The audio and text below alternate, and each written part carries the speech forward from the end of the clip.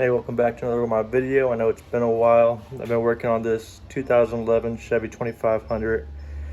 The whole front end was really messed up. I had to change out every ball joint, control arms, shock, drive shaft, the Chevy shaft, the hubs, let me think what else, tie rods, steering, whole steering system.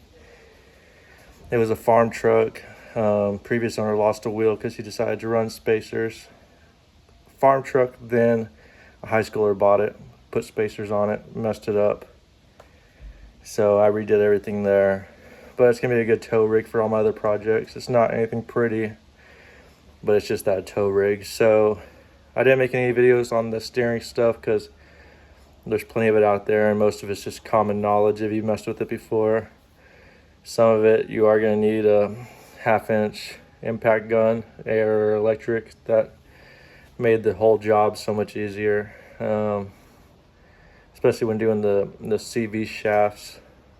That's torqued on pretty good. I actually broke a breaker bar of mine, and then I bought a Bauer 1/2-inch gun. It's not a Milwaukee, it's a Bauer from Harbor Freight, and it literally took maybe 1.5 seconds and it had that nut broken off when the breaker bar couldn't do it. So food for thought. You don't need a expensive Milwaukee impact, although if I could have afforded it, I definitely would have gone that route because it has way more braking power than this Bauer, and really more braking power than any other impact on the market right now that's electric. So let me get back to this video. I'll be showing you how to install a steering stabilizer link for a 2011 Chevy 2500. I'm sure there's other years that this applies to, but let me just show you.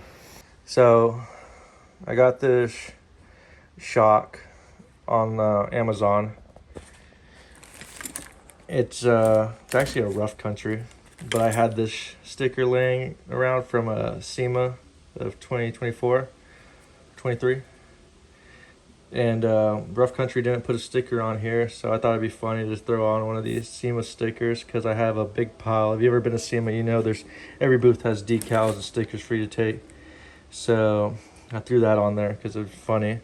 Rough Country did mess up my package twice. So the first package they only sent the stabilizer bar. The second package they only sent the hardware for the adjustable side, the actual part that goes in and out.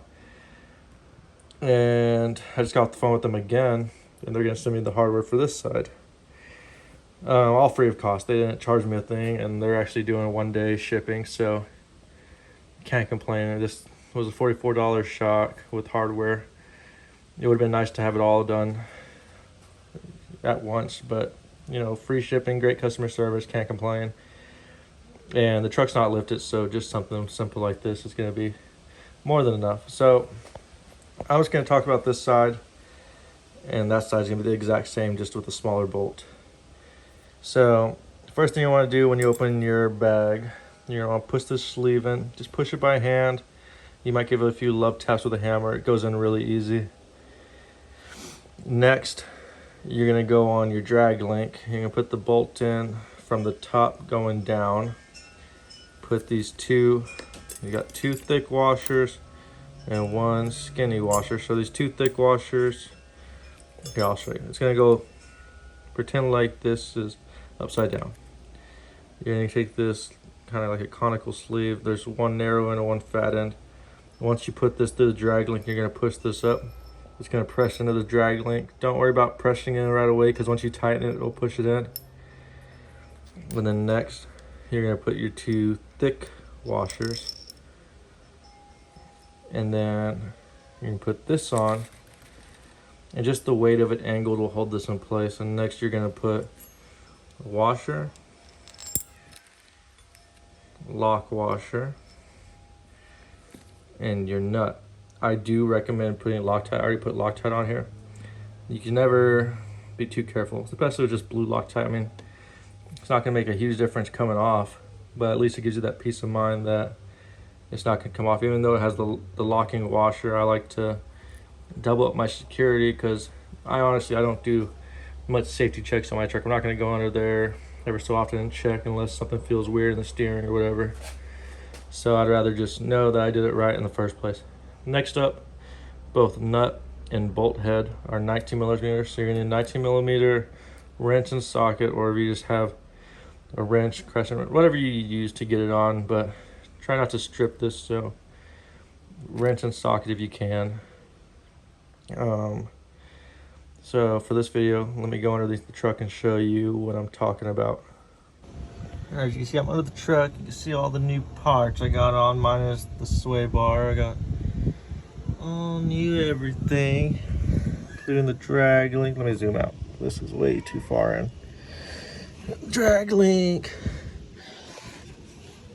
drag bar. This, I got dirt in my mouth. Okay.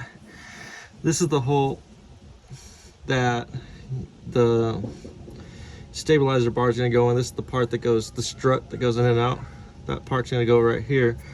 So like I was saying, you're going to take your little bolt, empty, nothing on it, drop it on, and take your sleeve. I'm going to show you the wrong way. That way you get caught up. You'll see it does not go in no matter what. Flip it around if you have that problem. And see, it slides right in easy. Just enough to where it won't come out. And then like I said, when you tighten it, it's gonna like really push it in. I don't know if it's gonna go flat or what, but it's gonna push it in more to keep that bolt from jiggling around. Next, it does say to take off your skid plate. Sorry, I'm like right underneath this truck. It says to take off this skid plate. You'll know when you're underneath it. I'm not doing that because you don't really need to. Like, you got perfect visuals right there.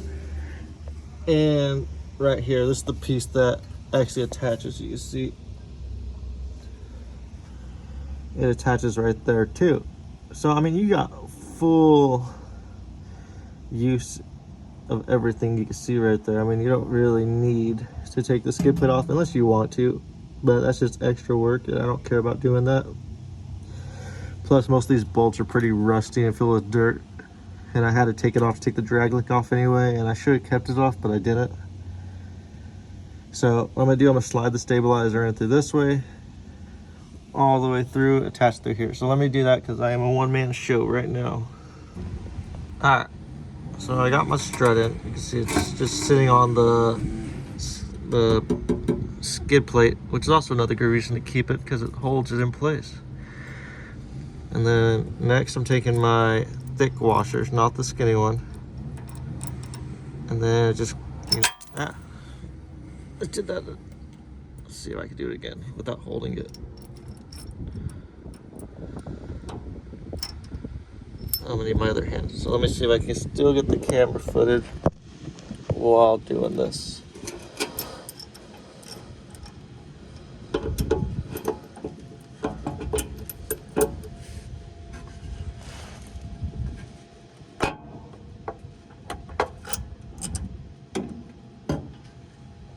There we go. So the weight of this shock absorber's angled down, holding everything in place. You can see I got my blue Loctite in. Next, you're going to take your skinny washer, your lock washer, and your nut. I do need to put the phone back down so I can do this.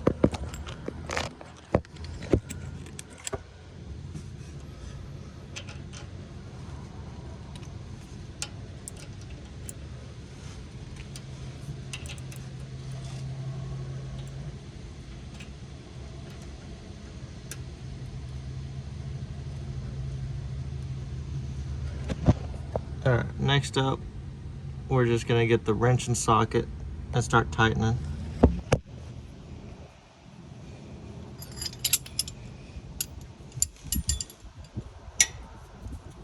Putting my wrench on top.